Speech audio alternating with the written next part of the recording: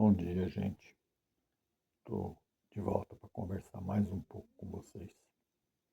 Hoje fiquei até satisfeito porque nas minhas conversas para cá, para lá, nessas coisas aí, ah, alguém ficou assim meio estranhando quando eu disse que a minha preocupação, ontem eu disse que a minha preocupação é menos com os ateus e as pessoas que estão no mundo do que com aqueles que são irmãos de igreja. E eu vou tentar explicar isso porque eu acho que pode ser importante entender. Em primeiro lugar, a gente volta ao que a gente conversava, a gente volta sobre a informação, a importância da informação correta, a importância da sabedoria ao distinguir a informação correta. Em primeiro lugar, a gente tem que saber, a gente quando vai à igreja ou vai a qualquer lugar que a gente se liga em uma religião, a gente sabe, mas não quer admitir muitas vezes que alguma coisa não está exatamente como deveria parecer estar. Então, a minha preocupação é com essa parte. Agora eu explico por que não me preocupo com os ateus. Os ateus, eles na verdade são parte do jogo da religião. O ateu, ele é aquele inimigo eterno que tem que ser combatido. Então, o ateu, por mais que ele não perceba, ele é manipulado pela religião, ele é manipulado pelas seitas religiosas, porque é um desejo que eles existam, é uma necessidade que eles existam. Em qualquer situação, em qualquer momento, eles são um inimigo a lançar mão. Então eles não percebem que eles são parte do jogo. Eles não percebem que o trabalho irracional, o trabalho raso deles é o que a igreja, o que a religião quer. Porque de qualquer jeito eles podem plantar bananeira, fazer o que eles quiserem, atirar, zoar, gritar, o que for que eles fizerem. A religião sempre terá uma última palavra. Mas o pior, a religião não precisa confrontá-los, não precisa discutir com eles. A religião basta colocar a informação à disposição. Então, o mundo ateu sofre na mão desse pessoal. O mundo ateu, ele é manipulado. Então, eles criam cada vez mais coisas estapafúrdias para tentar negar, não a Deus, porque na verdade o que eles estão negando é a religião. Eles estão confundindo, eles confundem as coisas que são de Deus com as coisas que são religiosas. Então o que acontece? O ateu, ele carrega sobre si, tal qual o fiel de uma igreja, um jugo muito grande. Ele carrega sobre si a necessidade de provar que não existe. Que não existe. Aquilo que ele não vê, não existe. O problema é que nem ele acredita que aquilo que ele não crê não existe. Mas ele tenta de todas as formas provar isso. E ele carrega esse jugo desse grupo, porque eles são um grupo, e esse jugo desse grupo sobre eles cada vez mais, eles mesmos se colocam com esse peso sobre si, com essa carga sobre si, com esse manipular de si mesmos para buscar. Outra coisa,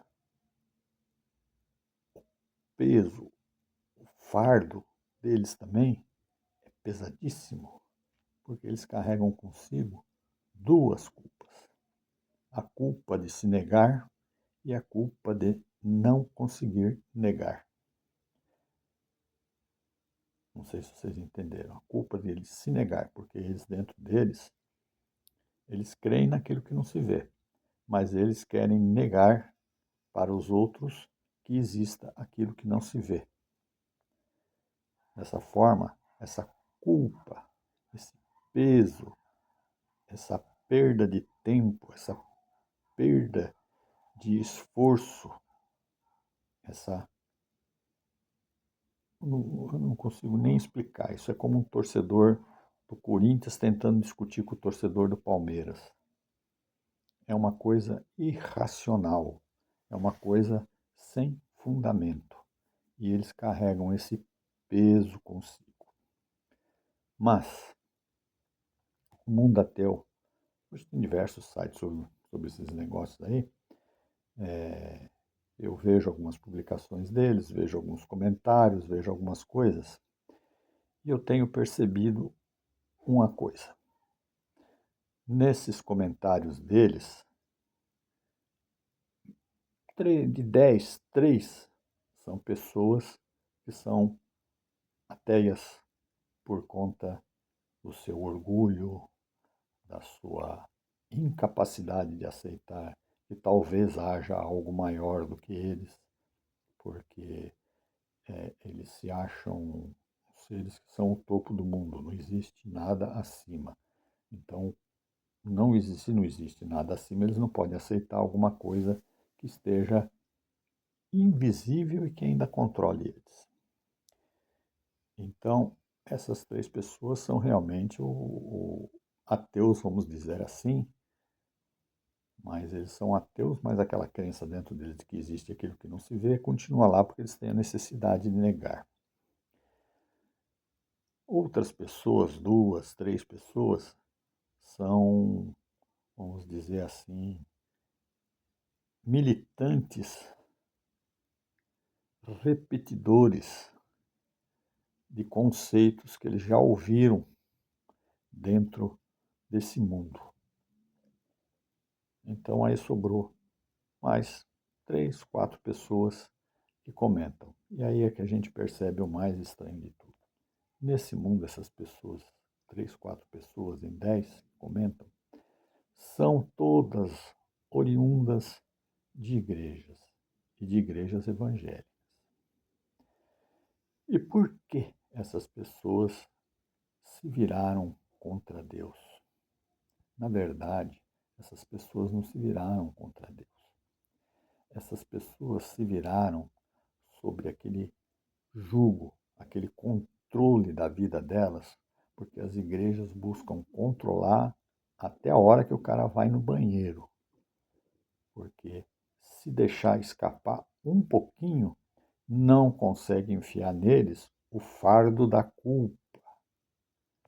Porque a culpa move o poder e o enriquecimento dessas igrejas. O pastor explica em todos os cultos que se alguma coisa não deu certo na sua vida, Deus não permitiu que desse certo na sua vida, é porque algum pecado você tem, né? E aí a pessoa fica naquele desespero. O rapaz vai trabalhar e olha para uma moça bonita que passa no ônibus, pronto.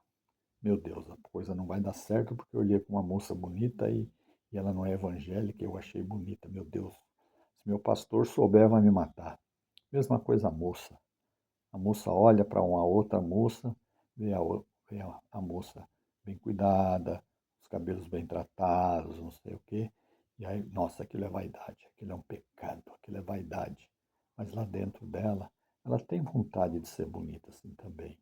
ela tem vontade de se cuidar também, mas acontece que a vaidade é pecado, né? Então ela passa a achar que as coisas não dão certo nela e para ela por conta dessa vaidade que ela tem de ser bonita, né? Então é o jogo da culpa, é o jogo da culpa, é o pagar para não ser condenado. Então, a pessoa carrega dentro dela a culpa dessas falhas, desses erros que são falados lá em cima no púlpito, justamente para isso. E aí o púlpito dá uma saída. O púlpito diz: se você der o dízimo, se você der ofertas, quanto mais você der, mais Deus vai te perdoar. Então, é um jogo, é uma brincadeira de mau gosto, é um crime, é um estelionato, é uma coisa que deveria ser processada judicialmente, porque a palavra não foi feita para usar dessa forma. Os ensinamentos não foram dados para que as pessoas se aproveitem desses ensinamentos. Muito bem. Discutimos a parte do mundo dos ateus e já entramos numa parte no mundo religioso, aonde o jugo e o fardo se transformam quase que insuportáveis para os irmãos, né? Justamente para poder fazer com que eles fiquem presos, que eles se sintam culpados, que eles busquem ali na igreja o perdão de Deus, porque Deus vai me perdoar.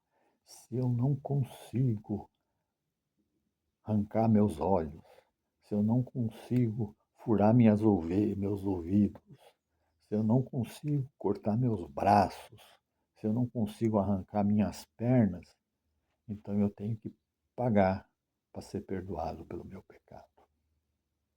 Então, a igreja está trabalhando dessa forma.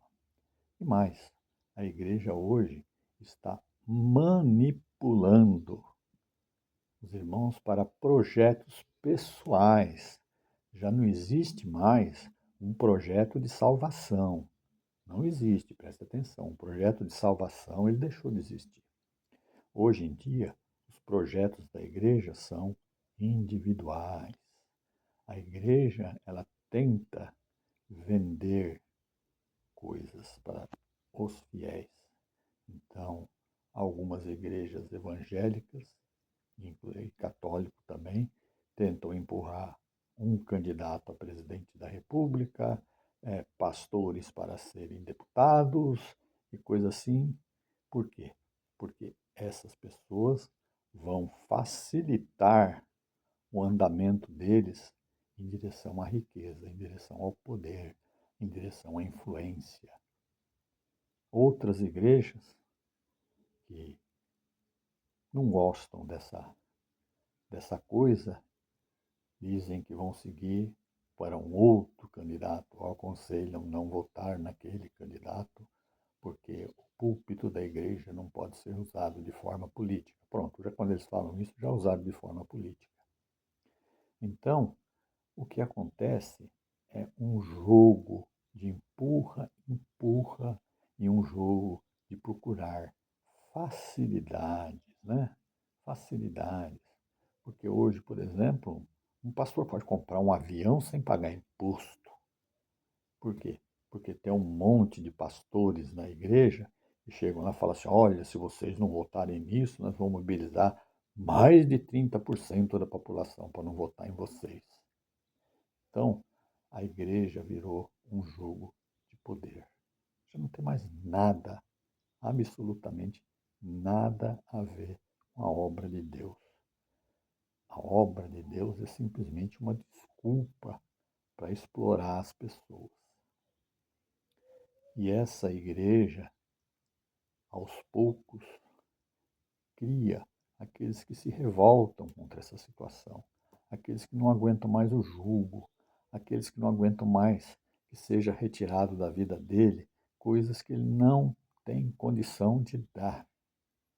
E essas pessoas saem revoltadas da igreja e, em vez de se revoltarem contra a religião, se revoltam com Deus, quando eles não perceberam ainda que quem está fazendo isso são os homens, com a sua manipulação, com essa sua capacidade de livre-arbítrio, eles optam por negar o nome de Deus e usar o nome de Deus para criar pânico entre o povo, para criar culpa entre o povo. Aí vem a resposta da pergunta: por que é que eu não me preocupo nem com os ateus e nem com quem está fora da igreja, que não é nem ateu nem religioso? É simples. Como é que eu vou fazer para aconselhar um ateu ou uma pessoa que está fora da igreja a ir para um mundo desse?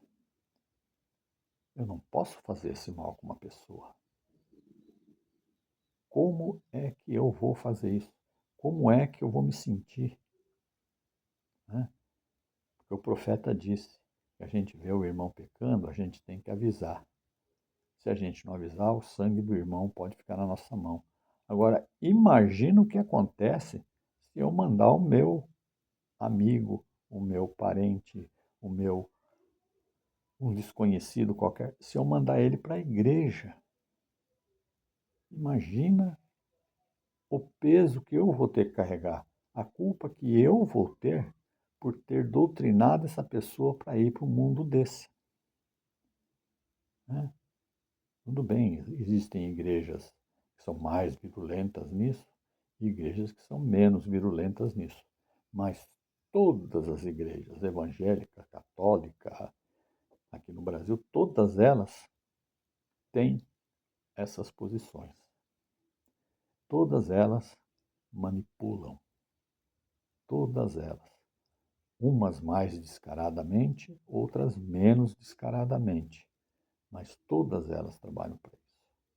E aí eu vou falar para um irmão aí e falo assim, não, vai lá para a igreja, vai buscar Deus na igreja.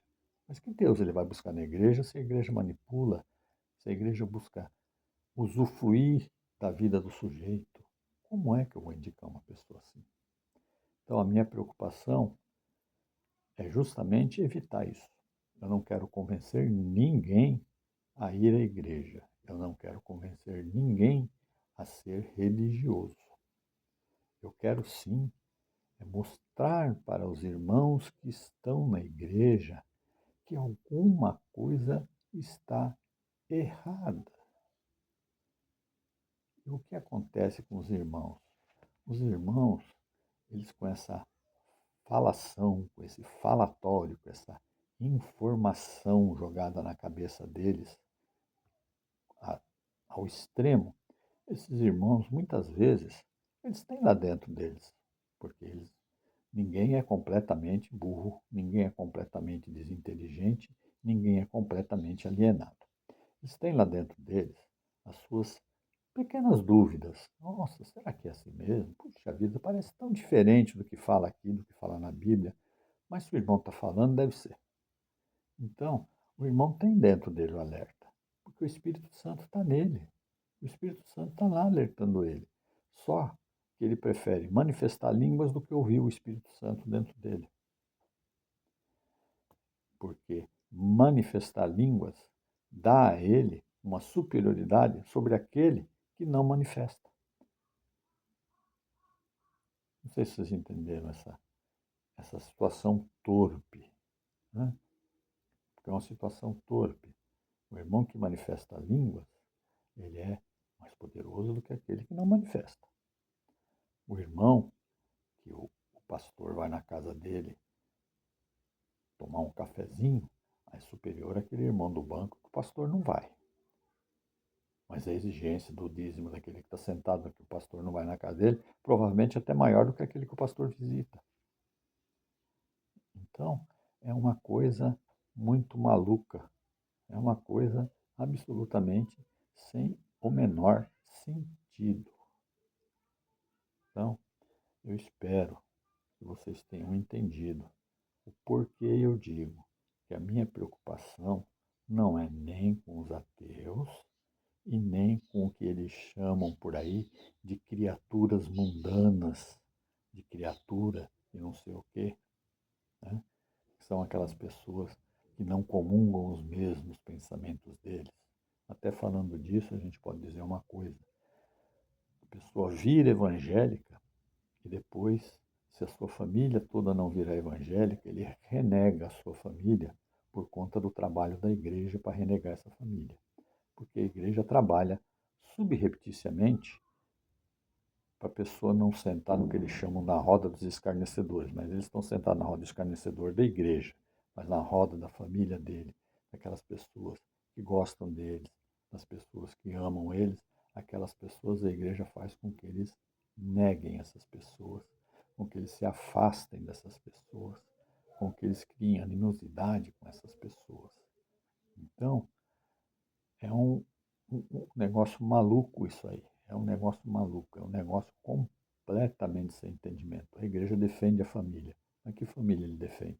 Porque a família é daquele que vai na igreja, ele quer separar dos que não vão. Então isso já não é defesa da família. A igreja defende, vai lá e diz que defende e é contra o aborto. Beleza, a igreja é contra o aborto. E aí? As mães que vão engravidar, inclusive na igreja, que tem alguma condição financeira, vão levar uma gravidez até o final? Não. Hipocritamente vão fazer um aborto escondido e vão continuar na igreja como se nada tivesse acontecido. E o pior não é isso. O pior é que as pessoas, depois disso, elas podem, por conta de abortos mal feitos, elas sobrecarregam o sistema de saúde do país, prejudicando quem precisa de saúde.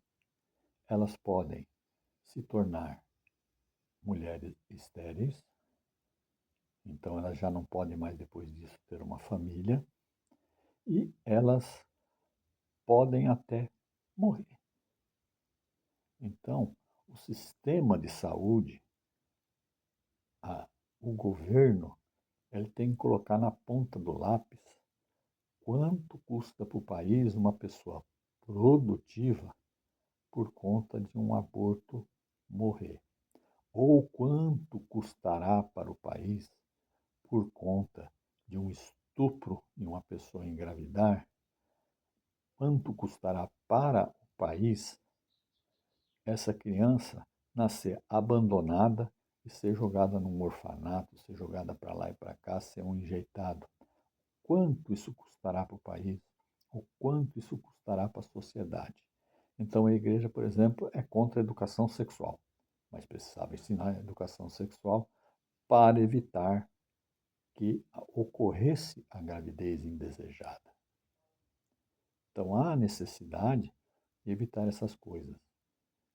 Então são coisas que a igreja precisa começar a discutir e não a ficar presa a dogmas e não ficar presa a situações extremas aonde uma mulher que é estuprada é considerada culpada por ser estuprada porque ela deve ser bonitinha, ela deve ter dado bola para o cara, deve ter dado moleza para o cara, então ela engravidou. Então, se ela é estuprada e engravidou, ela pensa num aborto, a pena dela tem que ser maior. Afinal de contas, ela foi estuprada. Que coisa, não? Então, tudo isso é preciso ser pensado, gente. Tudo isso é preciso ser visto. Tudo isso é preciso ser entendido. Tudo tem uma razão. Nada é simplesmente para fazer maldade ou ruindade. Aliás, na religião, sim, as coisas são feitas para fazer maldade e ruindade com o mais simples. Mas o governo do Estado, de Estado, não é para fazer maldade. O governo de Estado, ele pretende fazer, saúde pública. E saúde pública prevê que você previna situações. Então, ensinar a evitar uma gravidez indesejada não significa que você está incitando alguém a fazer sexo. Significa que você está ensinando alguém a não engravidar se por um acaso fizer sexo. Então são coisas bem diferentes. Não adianta falar que menina veste rosa e menino veste azul também, porque não é essa a discussão da coisa. A discussão da coisa é diferente. Esse negócio do menino veste azul e menina veste rosa, depois algum dia nós ainda vamos discutir aqui. Também é importante verificar o que acontece, por que é importante a gente distinguir certas coisas e entender certas coisas. Então, gente, tenham na cabeça que religião é manipulação. A obra de Deus, não. A obra de Deus, ela é salvação. A obra de Deus, o fardo é leve, o jugo é suave, e o caminho e a verdade e a vida estão na mão de Cristo e não na mão do pastor, não na mão do santo, não na mão de não sei quem. Então, as pessoas precisam aprender isso, que a igreja não leva a Deus. A igreja não leva a Deus. Então, aprendam, formem-se, livrem-se de conceitos e preconceitos, abram a mente, abram o coração para o Espírito Santo e aprendam com ele a servir a Deus. Né? Que até isso na igreja é diferente, porque todos nós estamos aqui e servimos a Deus. Como servimos a Deus? Servimos a Deus amando ao próximo, servimos a Deus ajudando o próximo, servimos a Deus ensinando o próximo, servimos a Deus fazendo o bem, servimos a Deus não destruindo a natureza, servimos a Deus mesmo que a natureza tenha sido destruída, nós precisamos repor os nossos créditos de carbono, vamos dizer assim. Então não custa nada você ter 2, 3 plantinhas na sua casa, se você tem um jardinzinho, plantar uma arvorezinha, porque isso aí repõe oxigênio e retém carbono. Então você está colaborando com o mundo, colaborando com as pessoas. Isso tudo é uma coisa que faz parte da consciência coletiva que precisa ser criada nas pessoas. Então, ter a sua plantinha, colocar uma comidinha para um passarinho, porque os passarinhos estão deixando de existir porque eles não acham o que comer mais na natureza, porque já destruíram tudo. Então, todas essas coisas fazem parte, hoje em dia, da nossa vida.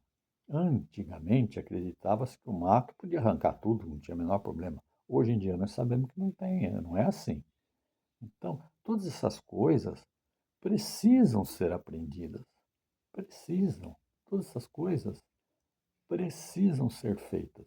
Por mais que o Trump, o pastor, o Bolsonaro, o sei lá quem diga que não precisa cuidar da natureza, que não precisa tomar vacina, que não precisa tomar não sei o quê, a gente precisa ter a consciência de que precisa. Infelizmente, não pode ficar aceitando coisa errada. Então, gente, vamos se preparar para um mundo melhor, para um mundo onde Deus seja Deus e Deus não seja o pastor da igreja ou um político qualquer. Muito obrigado por hoje.